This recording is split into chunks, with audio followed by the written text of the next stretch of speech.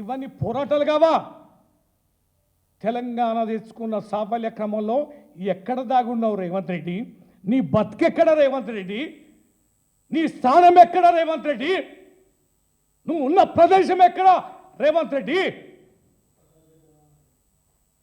జ్ఞానం ఉండాలి. పెద్దవారిని అంటే గొప్పని అవుతాం అనుకుంటున్నావా? బిడ్డ, నీ చరిత్ర కాలగర్భంలో ఎంత హీనంగా వికృతంగా తయారైందో రాబోయే రోజులు ఇంకా 3 సంవత్సరాలు ఉంది కదా, ఈ కాలగమనంలో నీ స్థానం ఏందో కూడా తెలంగాణ ప్రజలు చెప్పలేనంత అమాయకులు గారు. ఏం ముఖ్యమంత్రి పుణ్యానికి అయినరా కేసీఆర్ గారు? ఊరికేనైనా ఎన్నికల్లో నిలబడి మీరు అధికారాన్ని అడ్డుపెట్టుకొని ఎన్ని కుట్రలు కుతంత్రాలు చేసినా 2014లో మేము గెలవలేదా?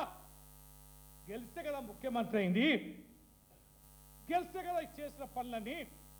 బట్టలు ఆరేసుకోవడానికి కరెంటు తీగలు పనికొస్తాయన్న నీ ముఖ్యమంత్రి మాటలు, నీ పార్టీ అన్న మాటలు అబద్ధం చేయలేదా? కరెంటు నాణ్యమైన 24 గంటలు ఇవ్వలేదా? నీళ్ళు ఇచ్చే, మంచినీళ్ళు ఇచ్చే నేను ఓట్ల పోతానన్న ముఖ్యమంత్రి కేసీఆర్ గారు మిషన్ భగీరథ పూర్తి చేసుకునే కదా ఓట్లకు పోయింది. 3.5 ఏళ్ళలో దేశం మొత్తం గర్వించే రీతిలో ప్రపంచమే ఆశ్చర్యం ఉండేలాగా కాళేశ్వరం ప్రాజెక్టు కడితే దాన్ని నిర్వీర్యం చేయడానికి ఎన్ని మాటలు అన్నారు, ఎన్ని సిగ్గుమాలిన ఆరోపణలు చేశారు. 1,00,000 కోట్లు తిన్నారని చెప్పారు కదా, వేసినావు కదా ఘోష్ కమిషన్. ఏం చెప్పింది నీ ఘోష్ కమిషన్?